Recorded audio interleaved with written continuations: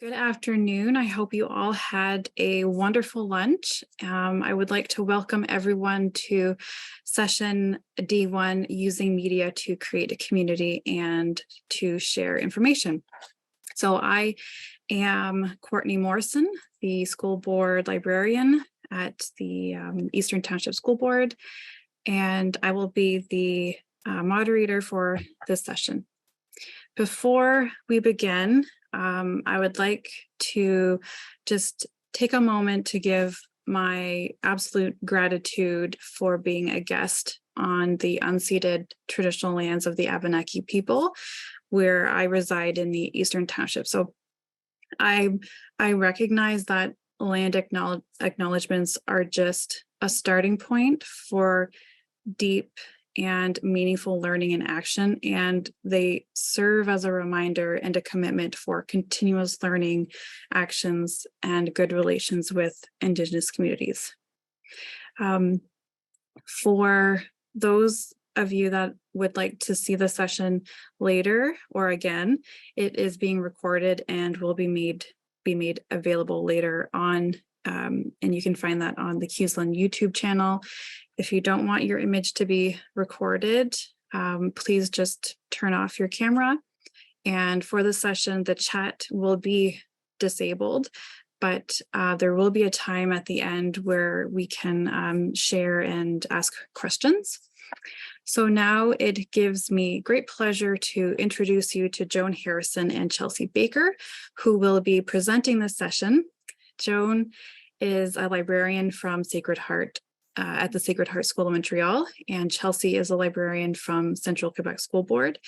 Both are members of QSLiN, and I've had the absolute pleasure of working with both of them over the last few years.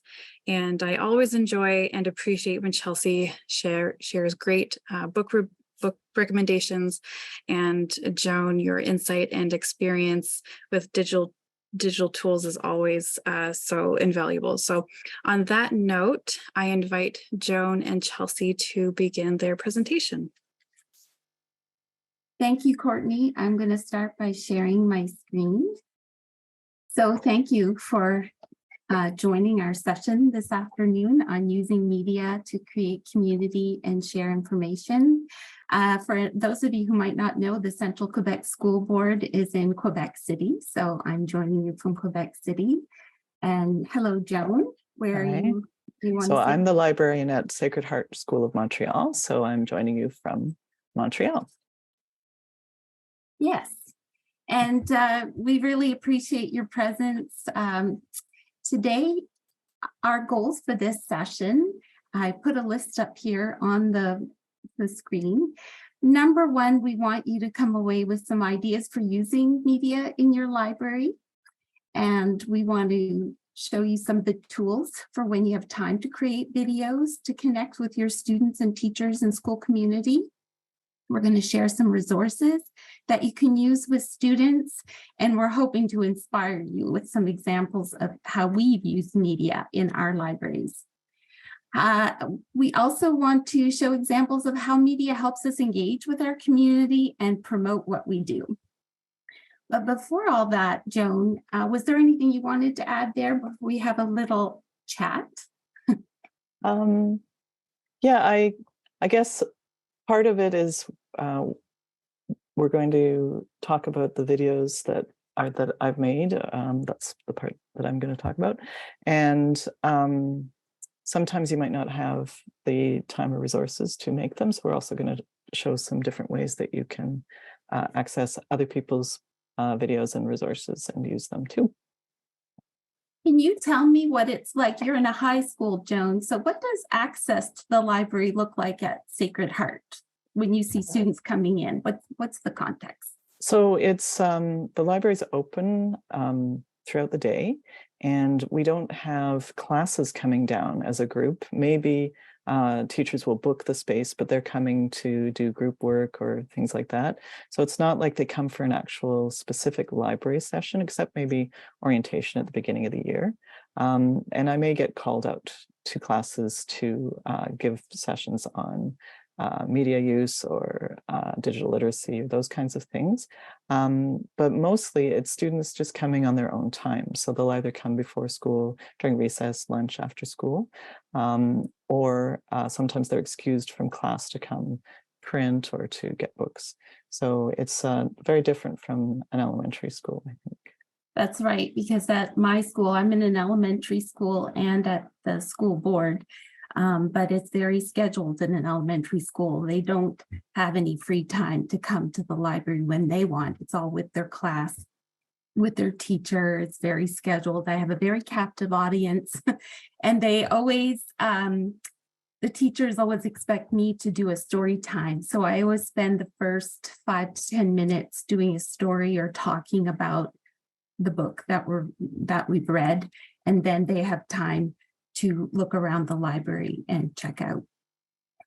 How about your interest in technology, Joan? How did you first get interested in using media in your library? Well, it's something that I really grew up with. My brother's a computer programmer, and as kids, that was something we just did for fun. We programmed games on the computer. So it's been kind of an interest of mine. So when there are issues or things I want to do in the library, I often think of a technological solution. Oh, maybe there's a video we could make for this, or maybe there's already an app that does this, or it's kind of in the back of my brain all the time. But you use social media a bit more than I do. I know you do. A little bit, yeah. I have a few accounts, but they're not as active as some people. We have, I have colleagues in the school who are posting every day. That's not what I do, but I do kind of take a lead from them in how to promote themselves on social media and connect with students, because that's where they are, especially at the high school level. Excellent. I feel like I'm much more of a traditionalist when it comes to media, and I'll talk a bit about that in my part of the presentation. But I really appreciate the creative possibilities that using media brings when I'm in the library. And I really appreciate the functionality of tech and media to improve access and to reach out to those people who have those multiple intelligences. I know Rowan mentioned it this morning, and I really feel like I do use media to appeal to the students in my school and the teachers. Yeah, it's more than just a gimmick, really. It's different ways of learning and seeing and engaging. So Absolutely. On that note, I think I'll go ahead and share my section of the. We ready for that? I'm ready. Okay, so I pre-recorded my session. As you can see, when I'm speaking live, I struggle a lot searching for words. I have memory issues. So I've pre-recorded a little 20-minute section. So just imagine that I'm presenting this. I thought it would be easier too, because I'm going back and forth between videos. So it's a 20-minute section here. So I'll just get it going. So I'm going to talk about using media to create community. My name is Joan Harrison, and I'm the librarian at the Sacred Heart School of Montreal.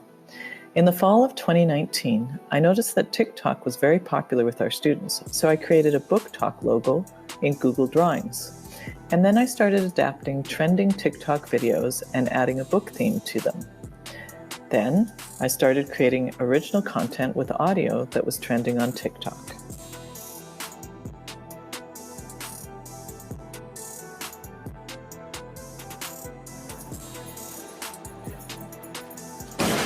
What you say?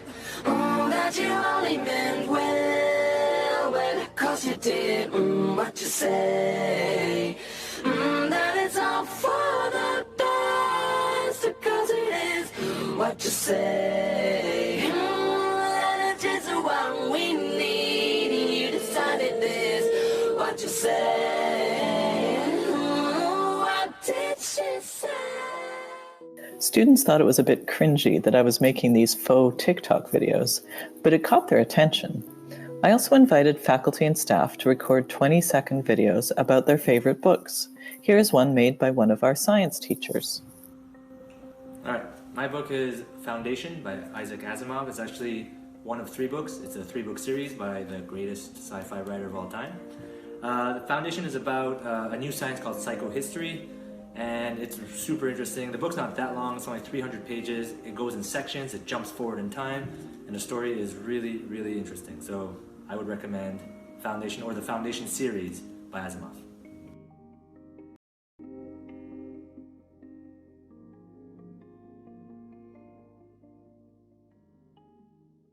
These videos were made using Adobe Spark, which is now Adobe Express. This app is free for education, and it is similar to Canva, with lots of templates and stock images for you to use. When you sign in with Educational Login, you also have access to great resources geared to educators. It even includes some of the more high-end tools from Adobe Photoshop, like this one-click button you can use to remove the background from your photos. Here is a video I made to promote Adobe Spark to our faculty and students.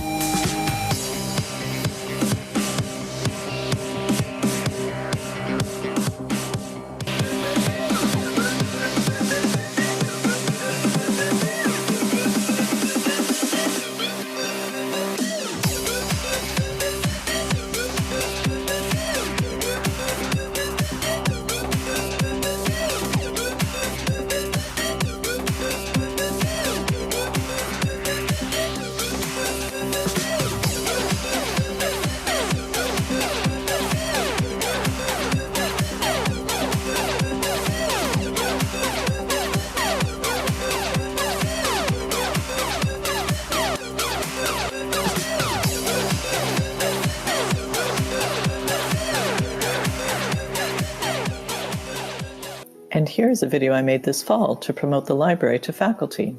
It's called Library 101 for Faculty. I made a similar one for students.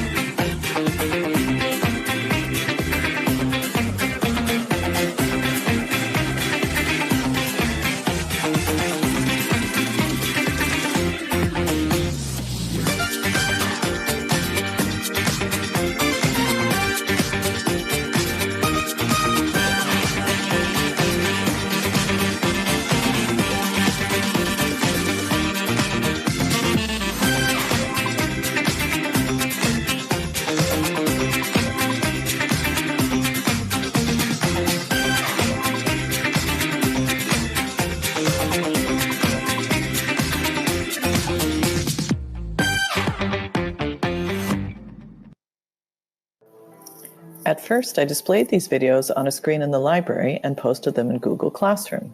I didn't join TikTok yet.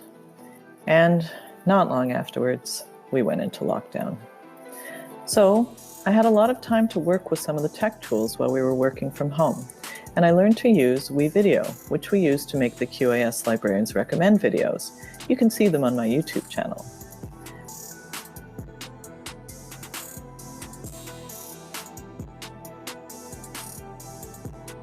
I also used Google Meet to create a story time for faculty kids. I was reading books to the faculty kids while their parents were teaching in the classroom, and I started to learn these tools and get some ideas for other things that I could do. I started to make tech tips for the teachers and students and created a Tech Tips logo. I created a tech tip for Chromebook maintenance because students come to the library for loaner Chromebooks when theirs isn't working, and there are 2 things they can do to reset the Chromebook and keep it in good working order. One is updating the Chrome OS, and the other is powering off completely. I made a short tech tip video to show how to do that.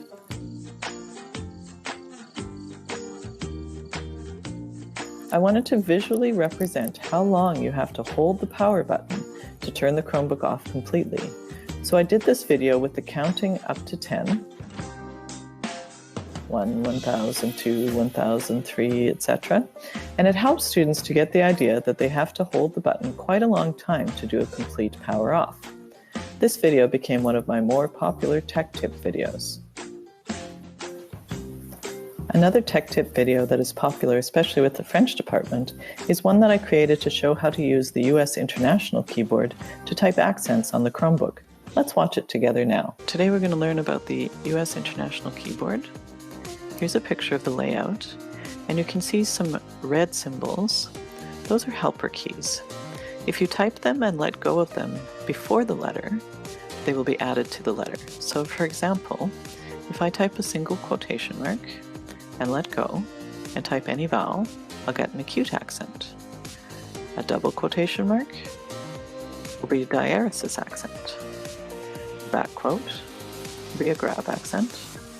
A tilde will be a tilde accent. Caret above the 6 will be a circumflex accent. If you type a single quotation mark, let go, and then the space bar, you'll get the apostrophe. There are also alternate keys shown in blue.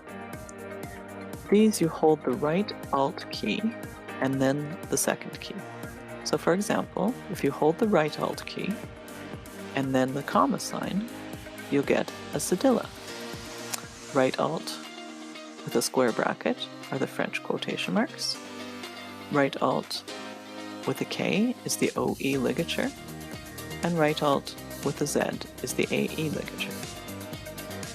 For bonus, you could type a capital N, hold down the right Alt key, and then the colon symbol to get numero.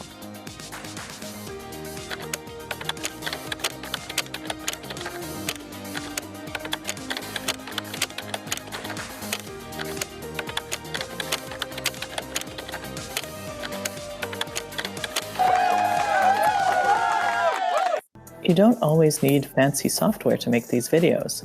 For this one, I used Google Slides, and I did a screen recording of the presentation.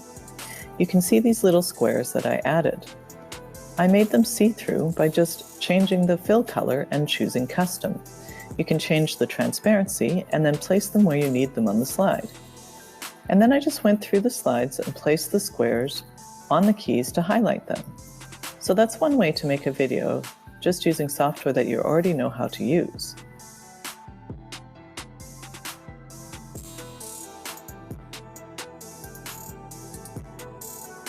When I noticed students weren't using the table of contents or index in their nonfiction books, I made a video for that too.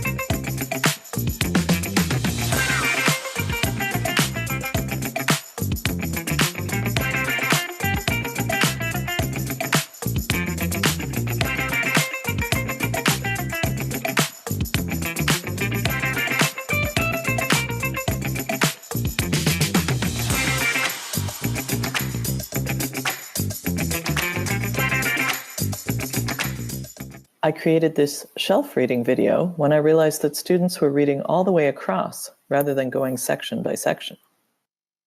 The animations for the shelf reading video were made using WeVideo. Here's how. To create an animation, you go into Extras and pick something like an arrow. Drag it into your project, and you can see it in the preview here. If you double click on it in the timeline, it becomes editable in the preview window. So I'm going to move it over to the left, make it a little smaller, and sort of align it with the shelf. You can change the color, and then you can click on the animation tab, and this is the start position. Now I'm going to click on the end position and just move it to where I want it to end. And then I'm going to save the changes. And now I'm just going to make it a little bit shorter so that it moves quickly. I'm dragging it to make it smaller in the timeline, just a couple of seconds. And now if I click play, you'll see it in the preview window moving to the right across the shelf. You can carry on and do that for each of your shelves, dragging a new arrow to the timeline for each shelf, and that's how to make an animation with WeVideo. WeVideo is powerful video editing software like iMovie, but it works everywhere, including Chromebooks.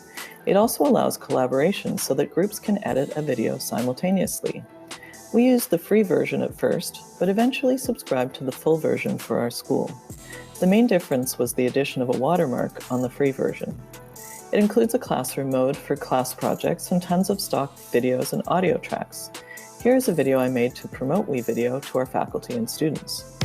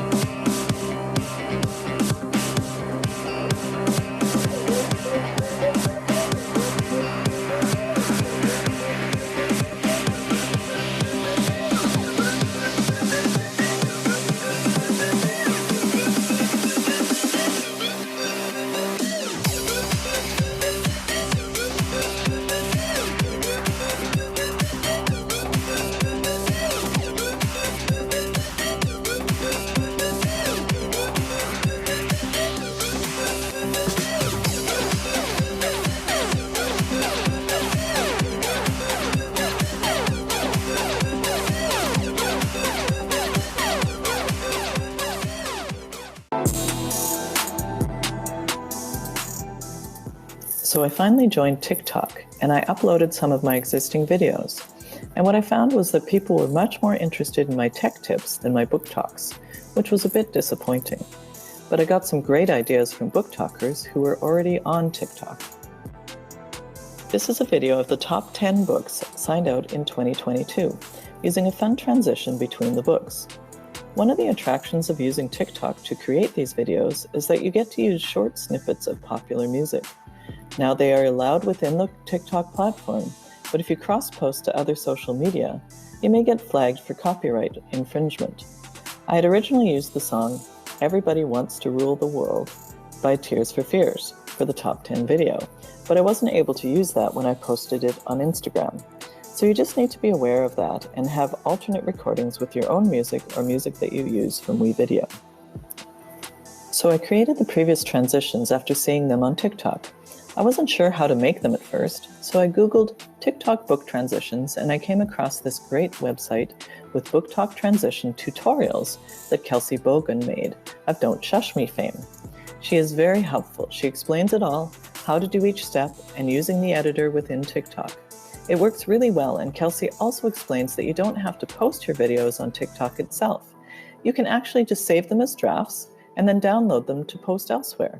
So you don't have to be engaging on TikTok if you don't want to do that, but you can use the tools to make these kinds of videos. So I highly recommend her website to explain how to do it, and also the details about how to do it without posting actually on TikTok. Initially, I was just hoping to engage with students and faculty, drawing them in with short, accessible media on the platforms that they use. But I found that I was also learning tools that I could use for other projects. Those of you who know me well know that I struggle with my memory, especially when it comes to names. I decided to make a document with pictures of the students and recordings of their names.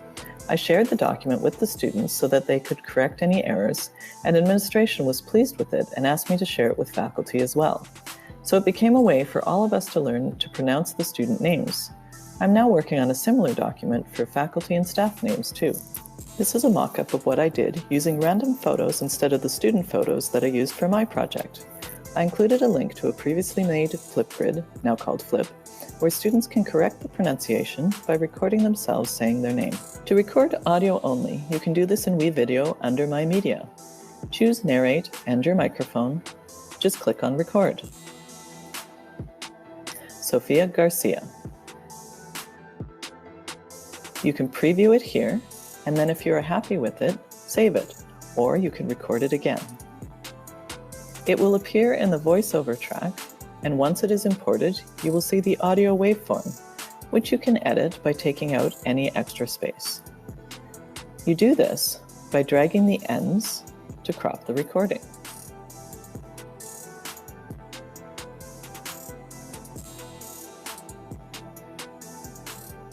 Then just make sure it starts at 0. And when you are ready, you click on Finish and choose Audio Only. You can save it to Google Drive. So again, for this project, I used Google Slides, and I made the slides the same shape as the printout of student photos we get from our registrar.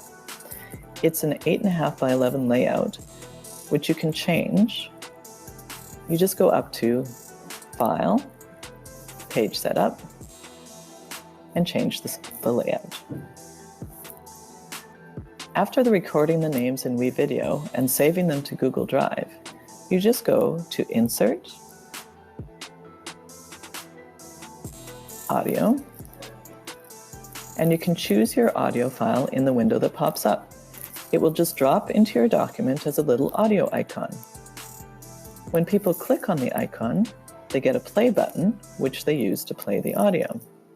You can change the options for audio playback under Format Options on the right.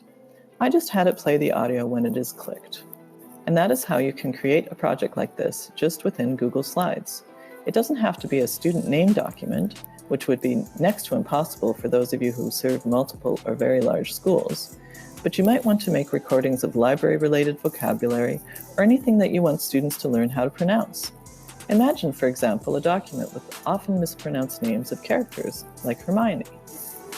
Now, I enjoy making these videos, and I do admittedly spend some of my own personal time on them, especially when I wake early in the morning with a fun idea. But not everybody has the time or inclination. You can always go and watch other book talk videos on TikTok, or you can even search for book talks on YouTube to get ideas. There's also nothing wrong with reposting something on social media or your website that you would like to share, with permission of giving credit, of course. I've included some accounts to follow in the resources document that we will share with you at the end of this session. I'm hoping that some of these projects inspire you to get creative with the software that you already know how to use, and that you will continue to use all kinds of media to engage with your community. Please feel free to reach out if you have any questions or would like to share your own amazing projects.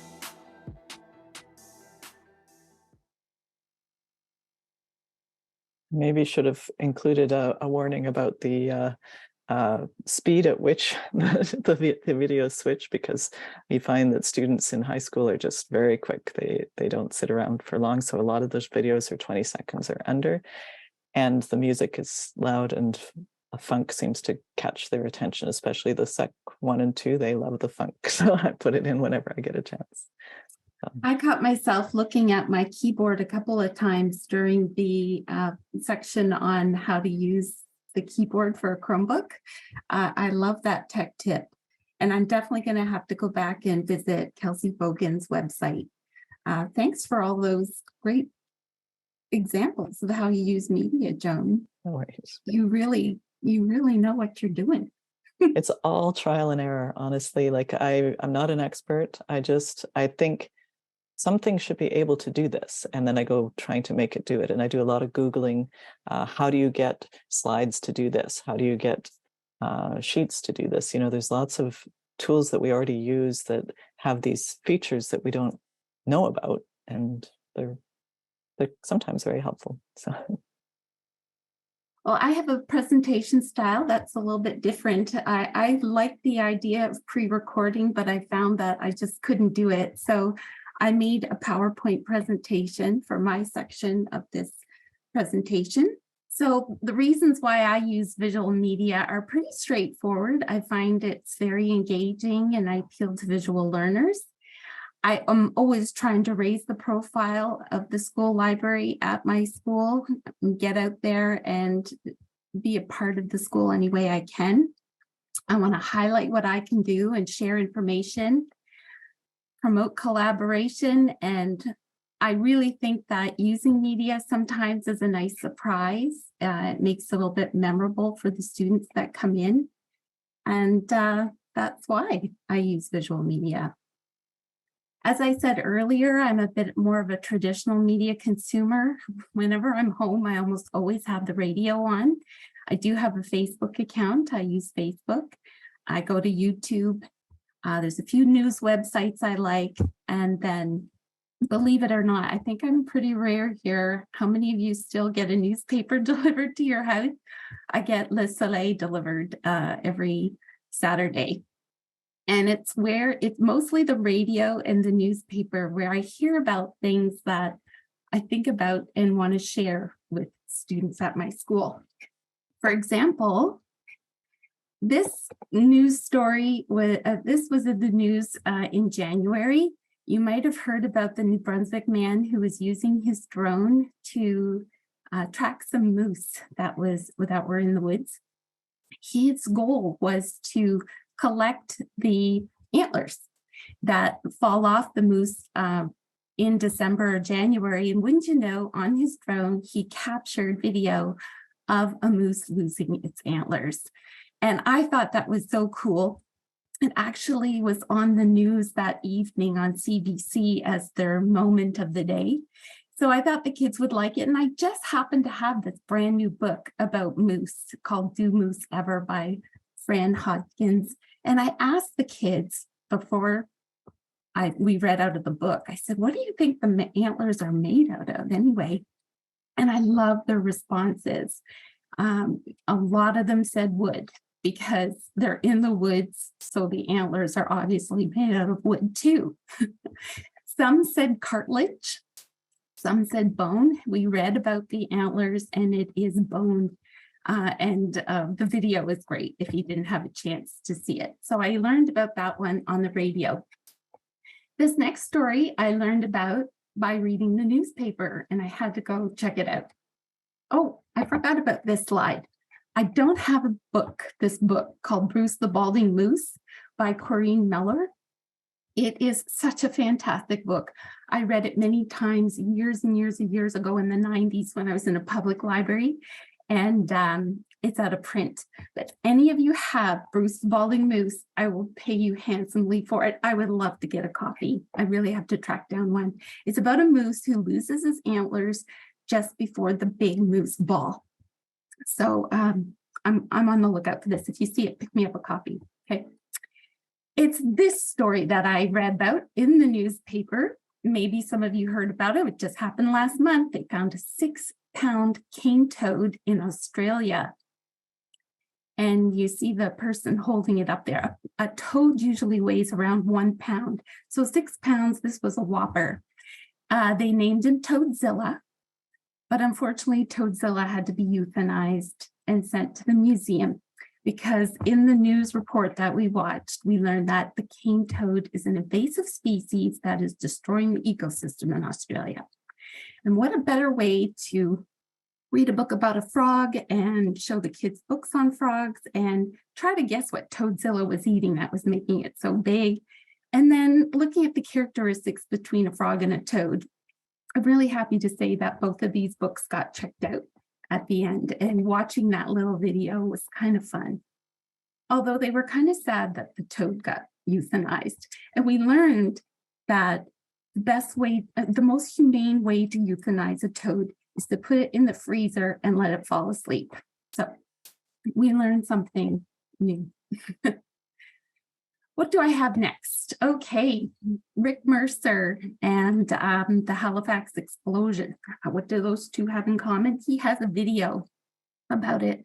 The Halifax explosion happened on December the 6th, 1917, and I do have it on mute there. I'll just play it a bit.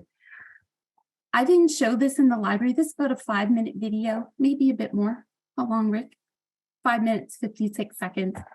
And I love anything that connects to Canadian history.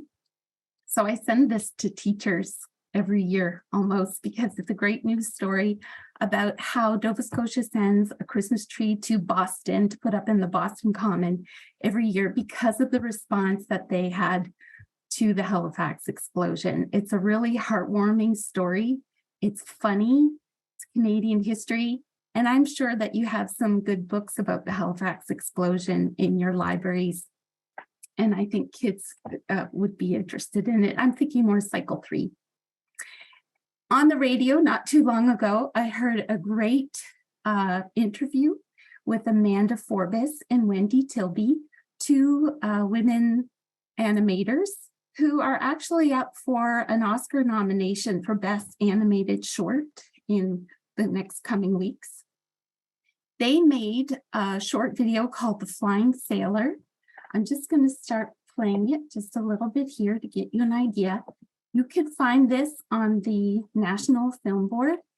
I watched it before I planned to show it. Thank goodness I did, because the sailor happens to lose all of his clothing in the Halifax explosion. So it's this the animation is great, but it's not right for elementary school. But I'm thinking that high schools, if you have a little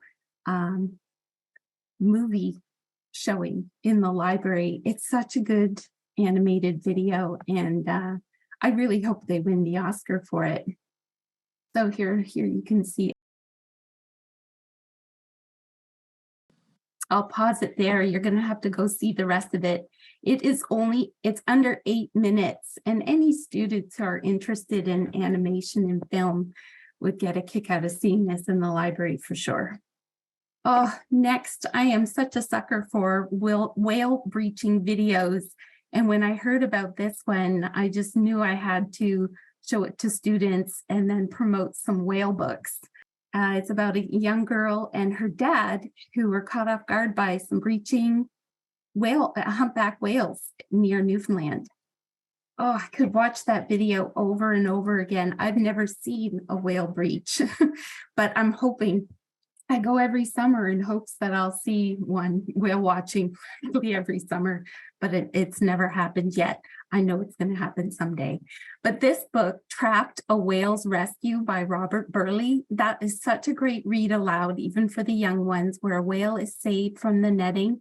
And then we looked at other books and promoted whale books. I thought it was a very nice pairing of books and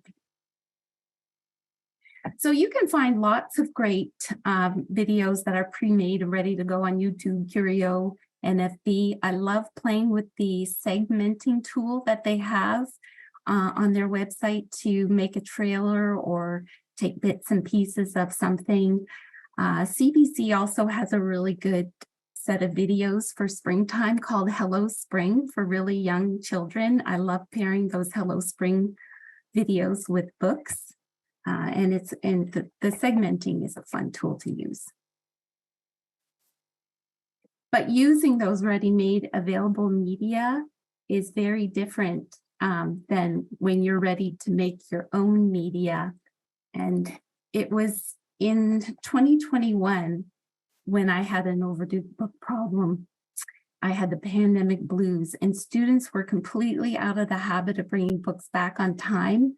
And then by May, I knew that I needed to do something other than send email, send letters, and phone parents. Even my posters that I put up in the bathrooms, people loved them, but I still needed other strategies in order to get books back. So I created these two posters in Canva. By the way, Joan, I really like the idea of Adobe Express. I'm going to try it out. But Canva is really easy and fun to use as well. So what I decided to do was to collaborate with the student. I wrote a script for a short skit, and I asked the class president to collaborate with me. And his name is Luca. He's quite a natural actor, and he loved the idea of being a part of the QSLiN Symposium today. So thank you, Luca.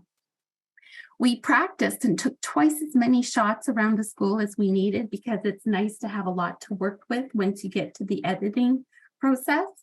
We had so much fun. It was so creative. We had included other members of our school, like the custodian and our principal. We went through the editing process on iMovie and added music. And then we posted it on the school Facebook page. And the result, I got lots of books back. I got 1,700 views. And I was encouraged to try using this media again. So I'm going to let you take a look at the video. I'm going to play the whole thing. It's under 2 minutes.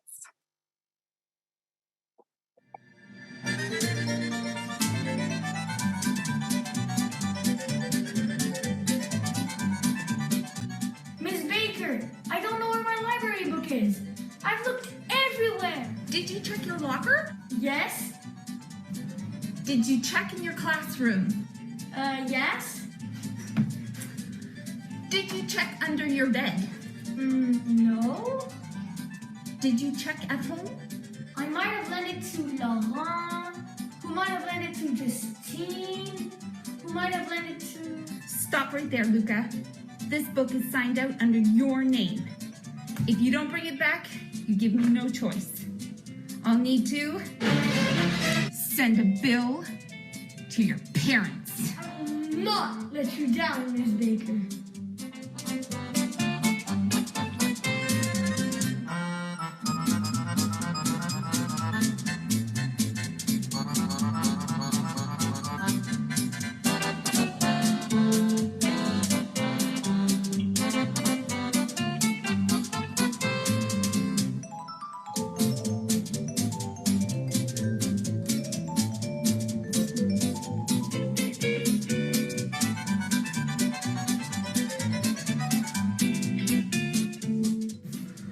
Miss Baker, can you tell me the name of that book again?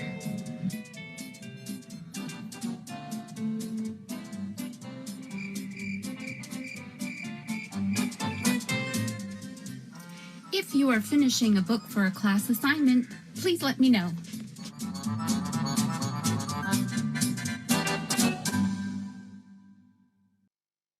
And as you can see, a little humor can go a long way. It was really all in fun. Some students told me they watched it several times. The teachers enjoyed it. I enjoyed making it. I tried doing something for 2022 at the end of the school year, but I just didn't have that wave of inspiration like I did with this one, but I will try it again for sure. So I've also used media to promote book collections, of course. And not too long ago, we had a visit from Jo Krona. She's a policy analyst, advisor, and educator, and author of the Wehiwa book, Indigenous Pedagogies and Act for Reconciliation in Anti-Racist Education. I was really happy to see that it was mentioned in one of the sessions this morning. So Jo Krona did this presentation to teachers, administrative staff, and even people from all over the province came to her talk. We had over 140 in attendance. And I knew that some of the teachers from my school had attended because almost immediately after her presentation, they asked me to create a shelf in the library with Indigenous literature and also to show them what I had in the library. And I decided to turn it into a slideshow. So this slideshow, I made it in Canva. And what I did was I knew that they were having a staff meeting soon. So I put this together to play at the beginning of the staff meeting while they're all eating their muffins and waiting for things to start. And then I also shared it with teachers through an email. In it, I took all of the Indigenous literature that I had in the library I put the title, author, who the audience is, a very basic theme, and where to find it in the library with the call number. And I also put in Sora for those books that we also have in our Sora collection. I did not add any sound to this presentation, and each slide plays for about 6 minutes. And just listening to the teachers while it was playing on the screen, I heard many comments. And if I was really ambitious, I would have put all of the teacher guides that are available out there. There's so many good teacher guides to show teachers how to use these books in the classroom. Not that they need instruction, but those teacher guides are really professionally done in most cases. And I have a little, also an audio. If I have the audio version, I have that there.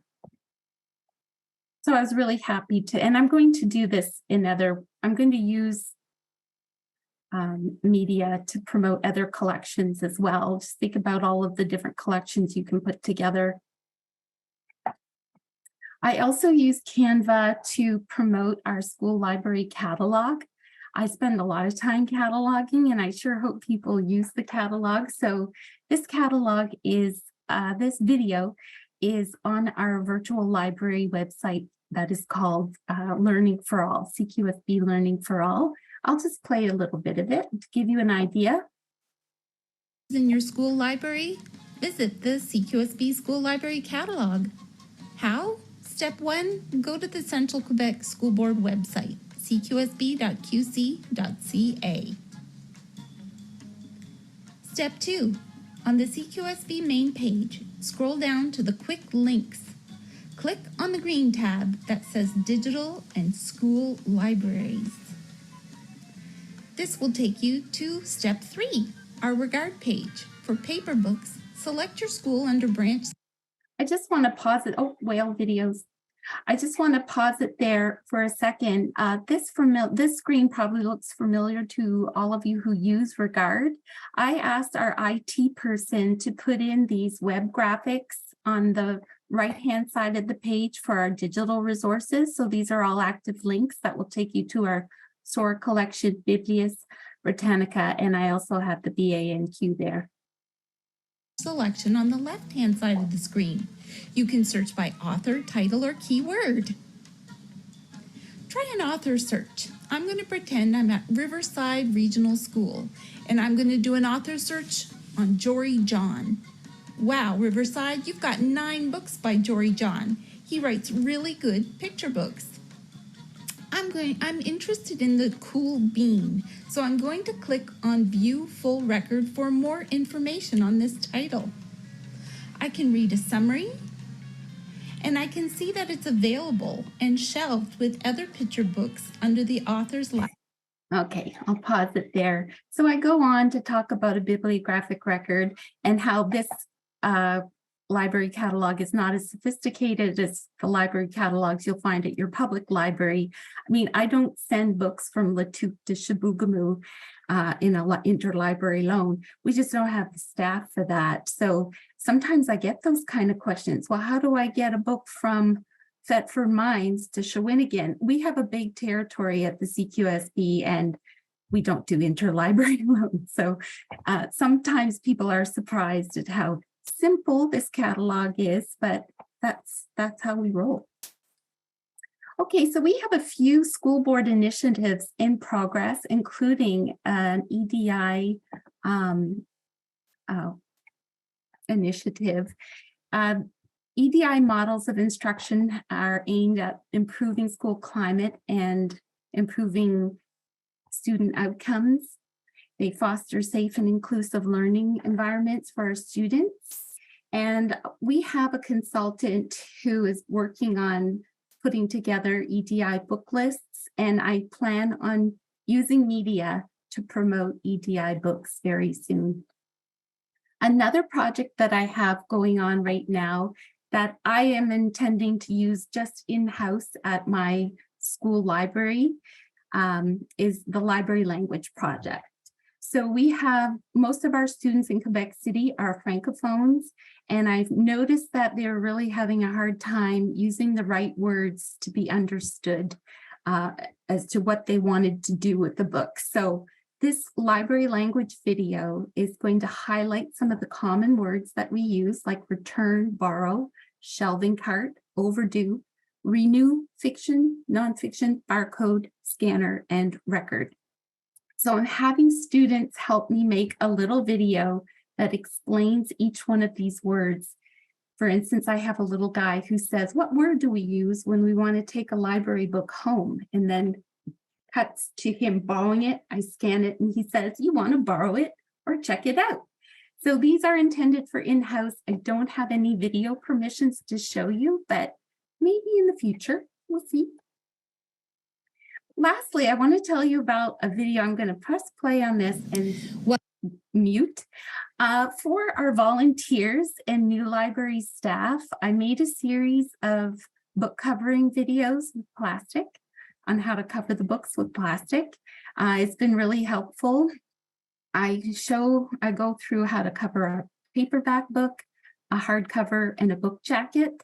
And you know, everybody has different ways on how to do this. So, but this has been really helpful, especially when I'm at such a distance from some of my new staff members. And I always lead them to this video if they're at this stage of needing to cover books before they get tossed into book bags. So that's my section of presentation. I hope it's helpful and that you've encouraged you to try using media in your school library. Thanks, Chelsea. I really like the way you incorporate the media when you're talking to students, like you're doing story time, but you're incorporating like a news media story. But not all libraries have like a screen in them. You're right. Yeah, so I how do you do not that? have a smart board in my library. I just have my iPad. I have a very tiny space. Mhm. And man, if I had a smart board, the things I could do, it would be so much fun. I would love to know how many of you have smart boards and if you had the proper training on how to use them, because it's not, is it easy? A smart board? I'm not even sure.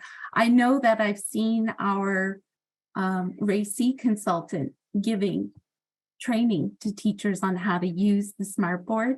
I might just take him up on that offer someday if I could ever get my hands on one. For me, I just have a portable projector and screen that I have in the library because I teach an ed tech course to the Sec 1 students. So I asked for a projector, and I got the little portable one that I can put away.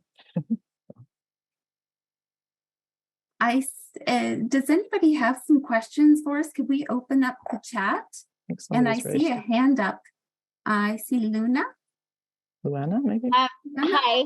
I thought about trying to start an Instagram page for my library, except Instagram will only accept things from a phone and will not accept things from a desktop computer. And I was just wondering how you get around that. Because I do not want to use my phone for my school things. That is a good question. I don't, like I use, maybe Erin has an answer. I'm wondering. Yep. We'll go to someone who uses Instagram much more than we do. Erin? Actually, if you Google it, there is a way to do it, because I've run into the same problem. I'm quite comfortable taking some pictures with my phone, but then other things I want to put on from my computer. It requires, it's a little complex to explain now, but if you Google it, it just requires opening up some code that you can use your computer as your phone. And it's quite simple, actually. So very doable. Thank you. That's usually my go-to. I think I might have mentioned in the presentation is I think that it's possible. So then I start Googling it. How do I get Instagram photos? And Julian's suggesting maybe a tablet, like iPad. I think that would be very similar to the phone for posting in social media.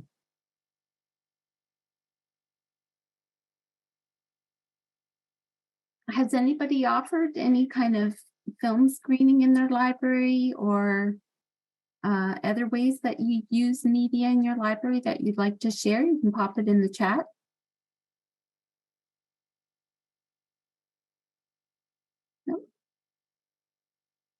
Have you done that, Chelsea? Like had a film lunchtime, shown a short film at lunch or anything like that? I've thought about it, but time is always an issue for me in my school library. And I find the kids are so structured. There's so many clubs at lunch, but True. I thought about showing a book video, like the hockey sweater is available on YouTube, I imagine, and the NFB. The NFB for sure. I think it would be really fun to have a turn and talk about the video after watching it. I think kids would really, really have fun with that. So to answer Lynn, yes, we'll be sharing the video, as well as there's a resource document that Chelsea and I made with lists of all the apps that I mentioned, and then some accounts to follow in social media. And then Chelsea's included some DEI lists of books as well. Thank you everyone for spending time with us this afternoon. Reading some of the comments in the, are we running out of time? I see the interesting. It is 2:30. Yeah. Oh. Yeah, some people have made movies on overdue books. Overdue books. Yeah. Absolutely. And how to access Sora and Biblius. Oh, very helpful. Mm-hmm.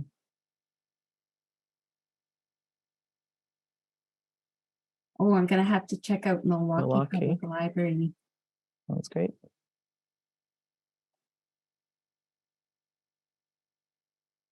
I do have my hand raised, but I was just wondering how you promote your wonderful videos, and where do students go to have access to them? So where do you house them?